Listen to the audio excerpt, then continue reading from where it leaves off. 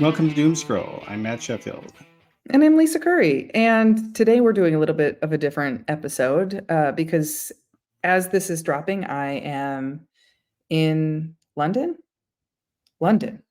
Yeah, I'm trying to think on what date it's going to be. And the time difference is a little wonky, and I'm over there to do shows and a festival. And so it's going to be a little crazy. And uh, I also wanted to showcase you, Matt. Well, and it's with some evergreen content, basically. Yeah. So, Well, I actually, Matt, yeah. Why go don't you ahead. tell people about the festival and Oh yeah, so by the time this comes out, the festival will have passed, but I do this festival every year in Machynlleth, Wales called Mac Fest. It's very cool. This will be my fifth year going back. I was the first American invited to perform in the fest. And I'm doing my new hour there. And then I go down to London to do shows at Top Secret Comedy Club, which is my favorite.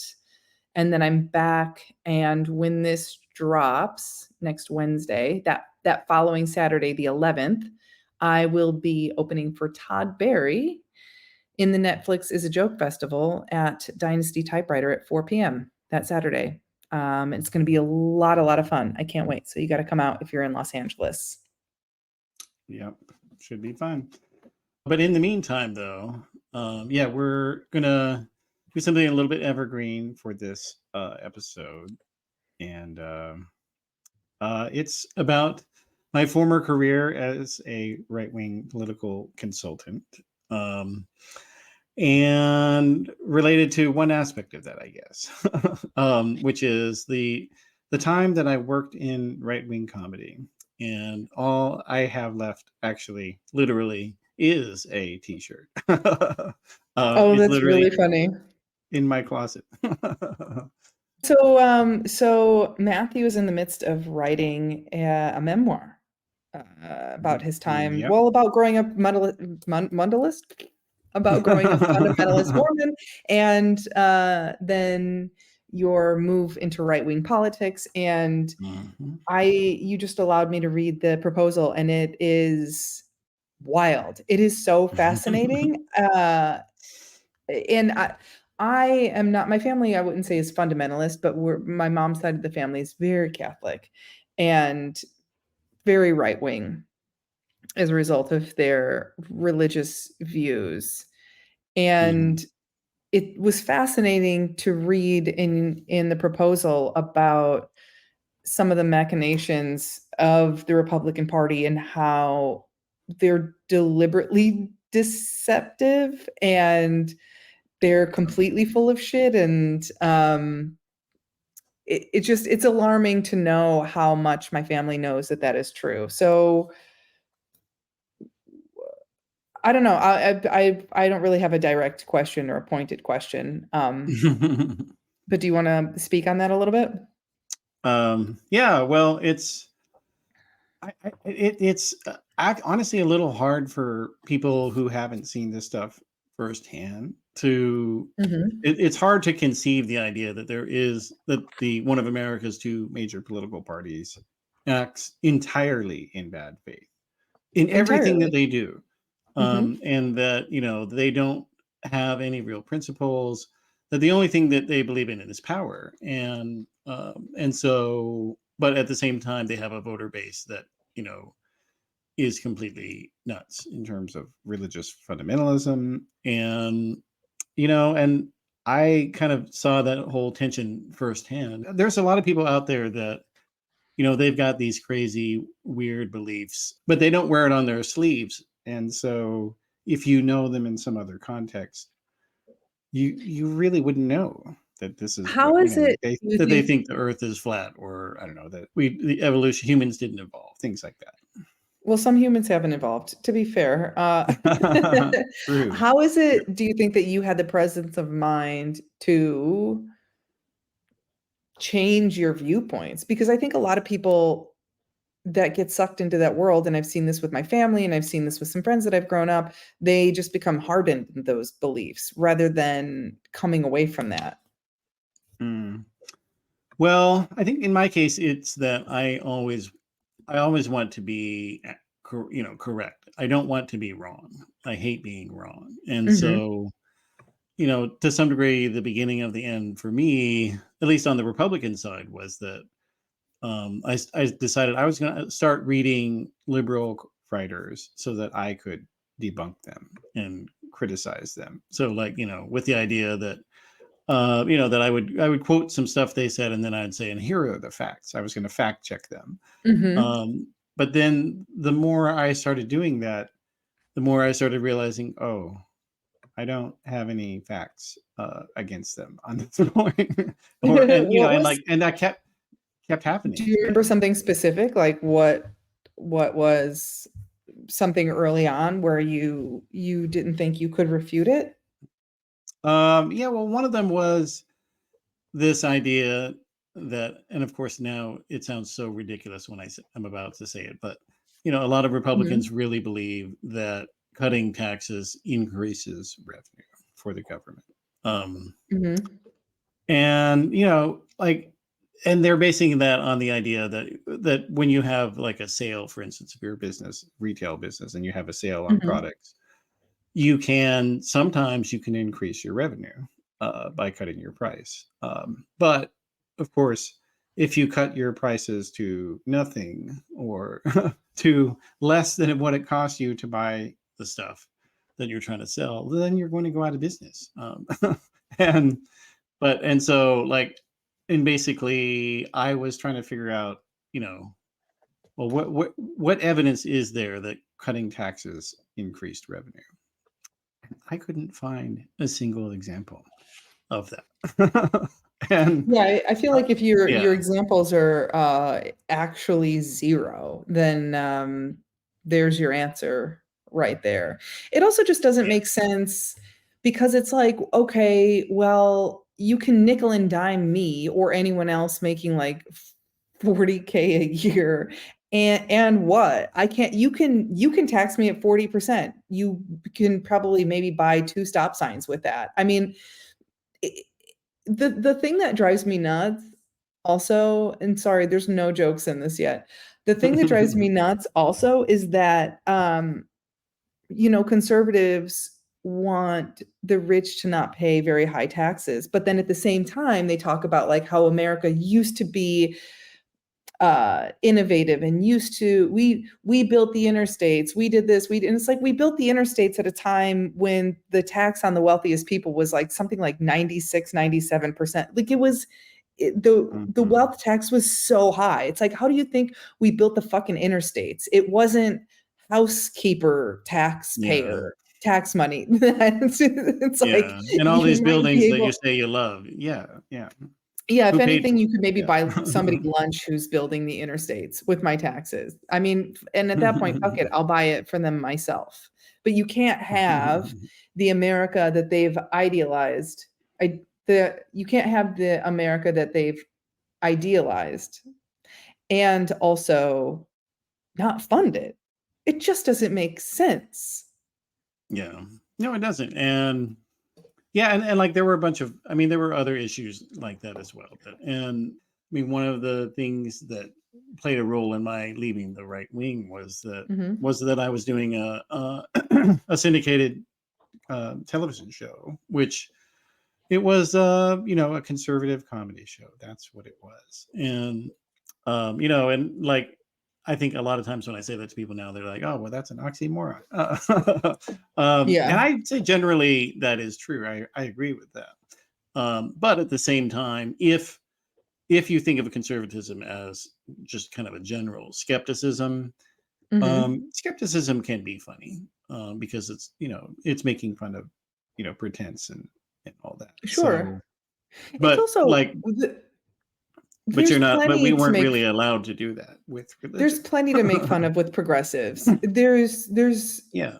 I could write 2 hours of material making fun of progressives that would actually be funny. But something about the Mhm. way people's brains work when they're conservative, they just want to be mean. They just want to say mean things. And it's like Yeah. mean can be funny if you're like roasting with friends or whatever, but it's not just being mean isn't enough.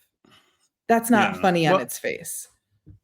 Well, and then there's a limit on that, because any roast type event, if you keep going roasting each other, after a while you're going to want to punch the other person. Yeah, no kidding.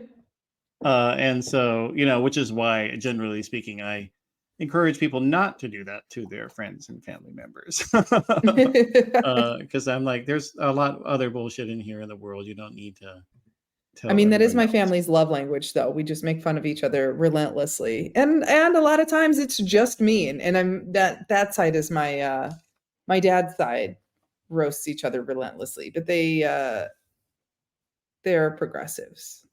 And it's said with love. When my mom's side says anything, it's Okay. just mean. It's just straight up mean. Yeah. Well, yeah, and there's definitely a difference with that for sure. Yeah, but in doing well, and I guess I should step back. So before I was doing the comedy show, the TV show, I was doing an internet, like a very, very early YouTube show. Mhm. So it grew out of a website that I had launched, called Newsbusters, which was kind of like a right-wing Media Matters in some sense. And it's still around, so sorry about that, guys.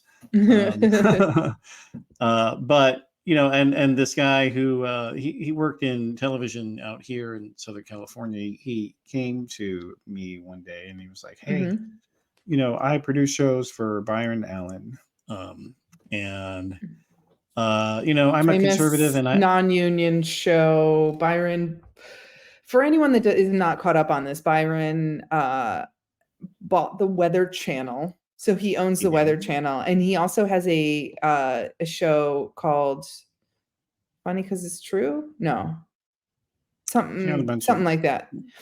Whatever it is, it's a panel show. All these comics I'm friends with write on it. It is non-union, always has been. He's so cheap. He promises raises and then he doesn't give people raises. And he just signed a deal with, I think it was ABC, where they're licensing the show or syndicating the show. And nobody's getting a raise. Nobody's making any more money, although he is wow. making now more multi millions of dollars. So he sucks. Yeah. Yeah, like he's kind of like the Eddie Murphy that time forgot, is how I describe him in some sense. Oh, Plus, that sounds like a horrible insult to Eddie Murphy. well, Oh I was my gonna say God. Eddie, if you're like Pat listening, I Pat don't feel the Sajak. same way. Well, Okay, so plus Pat Pat Sajak, but Sajak. no Eddie Yeah. Murphy, I would say. Well, I know. I mean, just in the sense that his own career just went nowhere. Like, he everything that he runs now is stuff that he owns and built. Mhm. That he no, he's not in movies. He's not on HBO or Netflix or things Sure. like that. That's what I mean. But anyway, and so he came to us, and I at that point, this was like 2007, I think it was, or I forget. Yeah, I think it was 2007. And in the right wing blogging world at that time, like Jon Stewart was the devil, because we all hated that guy. And stand now still. Were you when you were in it then though, were you watching and thinking, well, he is right? Like, did you ever, in your journey to come over to the other side, to the dark Mhm. side with us, were you ever watching stuff going, well, I mean, he does have a point? There were a few times, yeah, where he would say stuff that where I reluctantly had to agree with him. Yes. Mhm. I mean, it But feels like progressives having to admit that Trump is funny. I'm sorry, he is. yeah, yeah. I mean, and like if he would make fun of people, I mean, like whenever he made fun of Sarah Palin, like I couldn't not laugh at that stuff, Oh, of course. because Sarah Palin is a fucking moron, and now even Republicans admit that, and Just of course, barely. yeah, just barely, yeah. Only because she can't help them. If she could help them, then they would be singing a different tune. Yeah, I think that's right. But nonetheless, so yeah, so and so we all hated Jon Stewart, and and hated David Letterman, and Of course. and all those guys, and So to me, when he came to us and was like, "Hey, let's have a Weekend Update ripoff, but conservative," Mhm. and I was like, "Yes, let's do this. Now it's time to make the joke on the left wing." And so, but my the client, so I was running it through a client Mhm.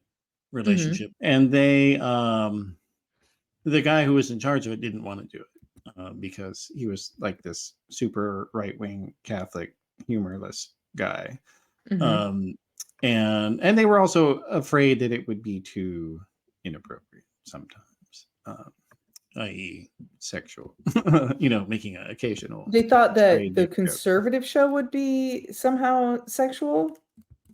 Yeah, that we might have a dick joke here and there or whatever. Okay, Um, well, God forbid. You can't have that. That would no, the world will end. And so, but after a lot of begging and pleading, and I had a few other people on my side, they went ahead with it, and we launched it, and it was, I think, like one of the very first political YouTube shows on the platform. I mean, it was like, and we were getting, like maybe somewhere between like 20 and 80,000 views an episode. that's a So that decent was, amount. yeah, especially back then. Like if they had kept going at it, which they didn't, which I guess is a good thing, but they would definitely have way, Mhm. way bigger numbers now if they had continued on it. But yeah, like, so it was, oh, and then I should say also my partner, so basically he and I eventually went into business to run the show. And he had this weird thing where he loved laugh tracks. So Amazing. yeah, and like literally everyone who watched the show was like, "Why does this have a laugh track? Is this, the '70s?"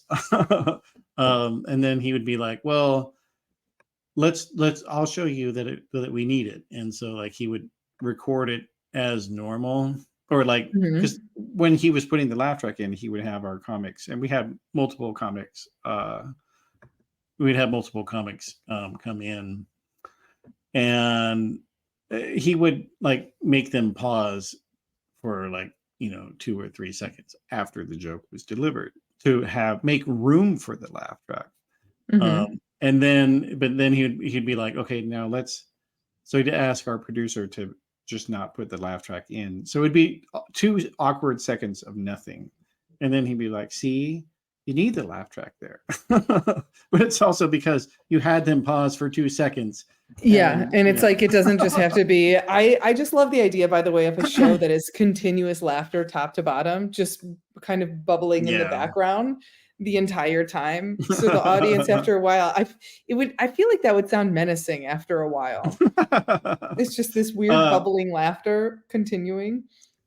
yeah, and it was and and our producer, he had like multiple laughs, that he would put in here and there, and yeah, and it was, and he even had groans he would put in as well. And it was, yeah, it was definitely the thing that I always hated the most about it. But Mhm. also the other weird thing is that the guy who produced it for us couldn't light worth a damn, and so we had, but our comics were also had a green screen behind them, and so Mhm. like the greens, it was unevenly lit on them, and so like there would be all this bleed through behind them. It Mhm. looked so horrible. Of course. And and I'd be like, why can't you make this better? And he'd be like, this is the best I can do. And I'd be like, well, why are we still working with this guy? And then my partner was like, because he's fucking cheap. um so yeah, sometimes you get what you pay for. Yeah, I But would say pretty anyway, much always you get what you pay for. and so we so after that, like, things kind of, they kept along in an even enough keel. And then this other guy came to us who was selling syndicated, he distributed syndicated television shows, and Mhm. he was like, what if you had a TV version of this show? And we were like, well, hell, might as well, right? Which is the You best can- way to start any passion project. Might as well. I mean, what else am I doing today? Yeah. Well, I mean, our thought was, yeah, if we could get someone to pay for it, then we were going to do it. And to be honest, Mhm. like, I mean, if you work in comedy in any sense, like if somebody comes up with the idea of you want to do a syndicated television show and you don't have to pay for it, well, why wouldn't you? You would do it.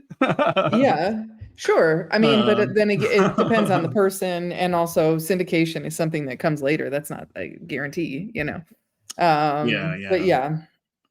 yeah. Well, and so and the guy, he definitely knew his, he's been doing that for years with tons of different shows. Mhm. So he definitely knew the business and could sell So stuff. what And year did you start to come away from conservative politics and conservative media? um so I'd say when honestly it was related to this show, some of it, which was called The Flip Side with Michael Loftus is the name of it. And but like it was like 2013 is when we started doing it. And I Mhm. was working also on a book for a big publisher about, here's how Republicans can be smarter about politics. And in the course of writing it, I started thinking, oh, well, maybe they don't actually want the majority to agree with them, and maybe they don't care Mhm. about Yeah, what I don't think they anybody care at thinks. all. No, they don't. And but then I also kind of started discovering some of that in doing this show, because like, so we did, we found a comic who he had been a writer on Charlie Sheen's show Anger Management, and he'd been doing stand up for a while as well. Um, and and he was, I'm not going to say, he's was the funniest comic in the world or anything like that, but at least he wasn't, kind of like the Mike Huckabee, uh, Oh you my know, God, I'm obsessed with church Mike Huckabee's comedian. show. I am obsessed. Everyone listening, please. Mike Huckabee still has a television show. He It does. is still going, and he has quote unquote comedians on there. As a comedian myself, as an actual working comedian, I don't want to call them comedians. It just seems unfair to everyone doing this. Because it's just kind of like kids these days, huh? And then they're huge laughs, huge round of applause. The crowd goes Yeah. insane, and there's no setup, there's no punchline, there's no interesting point of view. And then, Mike just kind of does a slap on the back of like, yeah, that's right, kids these days. It's I don't believe in things being so bad that they're good, but this is so bad that it's good. Yeah, and actually it's on two different channels now. It was Incredible. originally, yeah, it was Incredible. originally for this Catholic channel called, I think it's Catholic, or A maybe Catholic it's channel? no, sorry, it is an evangelical channel called Trinity Broadcast Network. Um, and then Mike Huckabee is also sold it to Newsmax. So if you can watch Newsmax, you can watch Mike Huckabee's show. Amazing. So, yeah. So like our show was, we kind of patterned it after, let's say, mid 2000s Jay Leno, but more conservative.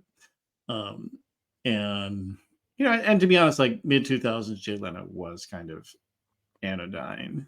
Like it was inoffensive, generally speaking. Yeah. Yeah. And yeah, and so like that was the vibe we were kind of going for, but more Republican oriented. Mhm. And it was weird because like everyone was a critic, of course, right, of the show. So like Of on the course. one hand, so like the syndication company that was selling the show for us, the stations they were able to come up with the most actually Mhm. were these tiny little Christian stations, in Mhm. various states. And so like if we even got within a mile of a sex joke, they would complain. What's an example of one that you, did that they complained about? Oh God! Honestly, they whine about so many. It's hard for me to even remember a particular one. Um, but it was Which by more the just. Oh, go This is ahead. a good chance to also let the audience know. I only learned this recently, and perhaps you already know this is, so apparently the FCC itself as an organization does not comb through material to find things that are to find swears and things like that. It is literally groups of conservative women, like concerned mothers or whatever, watching things, listening, and then complaining to the FCC. And television has actually, there's a lot of conservative comics. Jerry Seinfeld just made a comment yesterday in an interview. He's so out of touch. It's unreal. But he just made a comment that television is so woke now. And I'm like, it's more conservative now. Just overall, the FCC is coming down harder on more television and radio and just generally. Yeah. Yeah, no, it's true. That is, and actually here's the other funny thing is that the organization that was financing my first show, they had a sister organization which did that exact thing, make FCC complaints. And so yeah, like there was definitely an irony in that regard. But like, and that was why we didn't want them to be involved with our TV show, because that was definitely there. I'm sure, I am absolutely sure that some of the people who watched our show complained about it and were members of the group. I would have to imagine that. I would have to imagine that. That would be hilarious if I could find someone who did complain about it. But yeah. So is there anybody that you worked with in right-wing television or media, whatever, that you got to come over to the other side, to the dark side with you, or two, that you're still friends with in spite of things? Well, not on the TV side, no. And I did convert a couple of people. I have converted a few people actually. But yeah, on the comedy side, no, they've all uniformly stayed where they were. And you know, and like and a lot of it just simply is their religious beliefs. So like one of the guys who was a writer on both of the shows, he said, so this was like toward the end of the show that we did. We did 2 seasons of it, and Donald Trump and Ted Cruz were kind of running against each other in 2016, right? And I was saying to him, well, why, Ted Cruz is a total lame ass authoritarian asshole. Why would you support him? And he said to me, and this is a comedy writer, he said, because that's what the Christians are doing. Yeah. That's very discouraging. Yep. And this is a guy who absolutely never, like did anything overtly religious at all. Never, prayed over his meals or read the Bible or any shit like that. Didn't do a goddamn thing of that stuff, as far as I knew. And swore just as much as anybody else did. Just on the surface, you wouldn't think that he would say something like that, but totally did. So, and I'll say it, I mean, and I think I've said this on Doomscroll before, that, especially for a lot of women who are on the right wing, it's all because of religion for them. Like having worked in Republican politics, for like 15 years, I could count on one hand the number of women who were in Republican politics who were not religious. Because, there just really isn't any advantage to you to be a woman with that viewpoint. Like, you're going to support a party that wants to subjugate you. The only reason you'd want to do that is if you thought that God wanted you to do that. I can't imagine it. I think a lot of people... secular conservative women, Lisa, have you known any? No.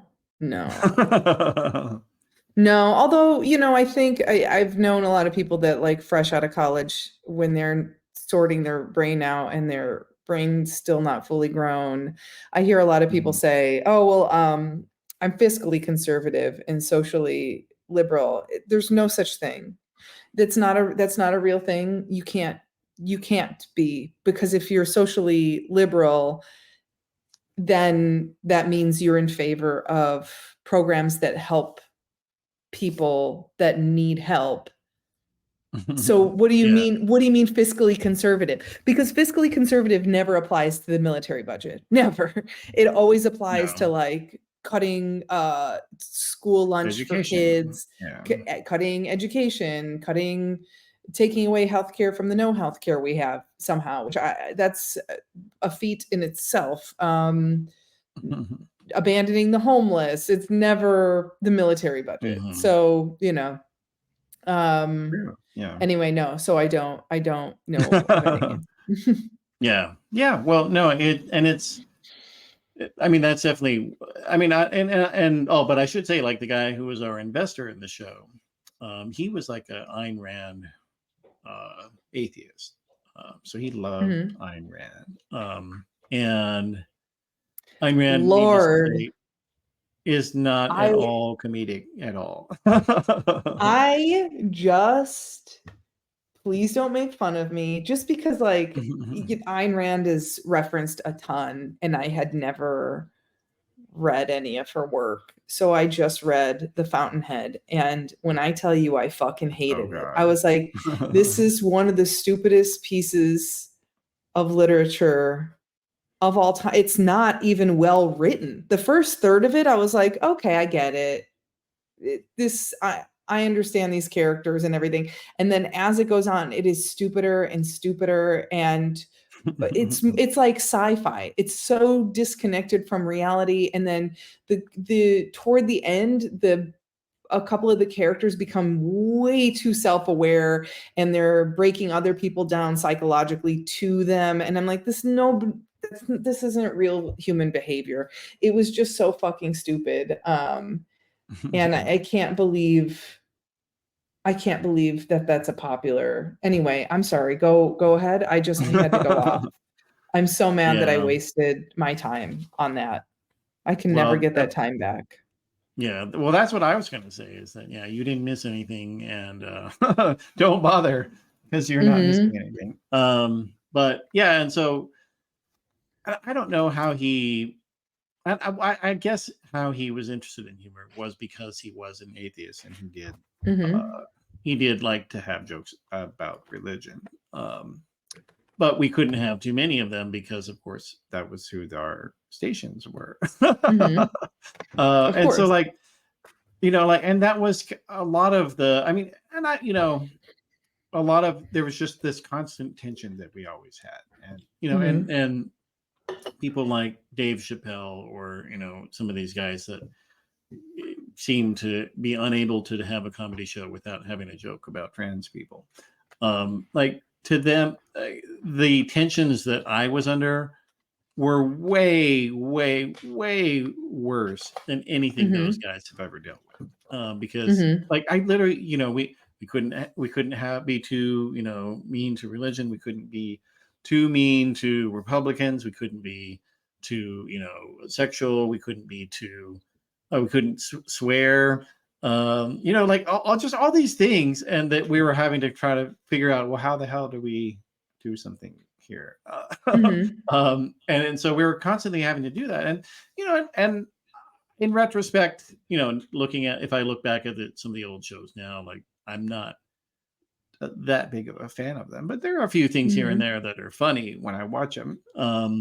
And I actually, but I'll say, like, the one monologue that I wanted to do that we never did, was I wrote a monologue saying Donald Trump is going to win the 2016 Republican nomination. I Oh. wrote that in October of 2015. Uh, Mm. Oh. yeah, and I was like, he's going to win it because the Republican Party sucks, and Mm-hmm. he's telling the truth that they suck and that they're liars.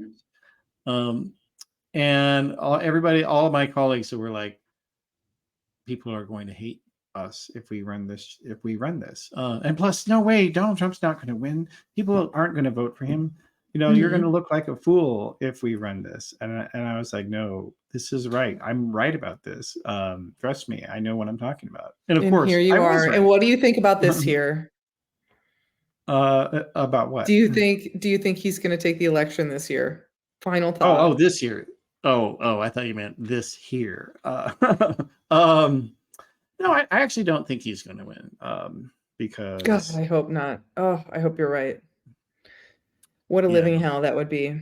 Um, yeah. well, Well, and it's mainly just because I think that number one, Biden is the incumbent, and then number mhm. two is that Biden actually held Is his Biden fire. or is Trump the incumbent? Now. Well, yeah, you always have to correct me on that, Lisa. That's true. um, Once again, here you are saying that Joe Biden is the president. Fact checking. Yeah, sorry to step on your toes on the show in real time.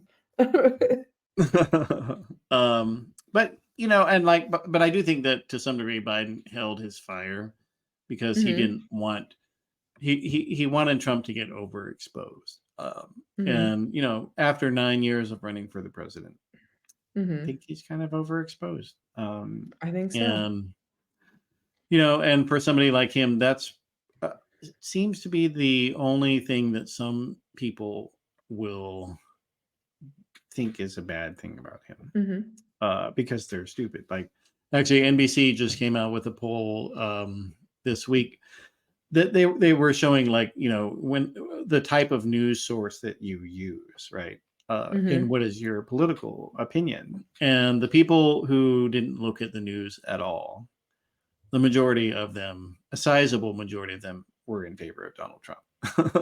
That's yeah, who likes Donald of Trump. course, So, like, of course. yeah, and then like it was basically like and then people who watched their news, so like who used YouTube, like if you use YouTube for news, you're a Mhm. fucking moron. Like, because any idiot can have a YouTube channel, including us. So Yeah, I mean, don't get your news I from guess us. a more pointed way to say that would be like if you use YouTube to just watch any random person, because you can watch ABC on YouTube, you can watch Yeah, CBS on YouTube. that's true. Yeah, yeah. Anyway. And so, but then, yeah, and then, if you go down the line, like the more you read, the people who use newspaper organizations as their Mhm, website, as their news, those ones mhm, were overwhelmingly for Biden. So, mhm. and you can't get any more illustration of just how dumb, like when Trump said, "I love the poorly educated," he wasn't kidding. Yeah, he means it. And I think all Republicans mean that. Well, I think it's gonna be a Absolutely. really great book, Matt. I'm really excited for when, you sell it and for when it comes out, and I think people are gonna really fucking love it. It's really intense. There's a lot more in there besides the comedy show, the defunct comedy show that, you worked on. Uh Yeah, there is definitely a lot more. Yeah, Um, it's definitely been a process. And yeah, sometimes when I tell people my stories, sometimes they're like, "Are you serious? mhm. This has actually happened to you?" And they'll And get I'm to read it like, now. And it's way better than The Fountainhead. I promise you all that. It's way better than the fucking yeah. Fountainhead. He's a much better writer than Ayn Rand, that fucking asshole. Wasting my Yeah. life. Well, on that note, I guess we'll wrap it up here then. And Yeah. Thank you guys for listening. And next week we'll be back with a regular episode. yep. So we'll see you later. Yeah. See Bye. ya.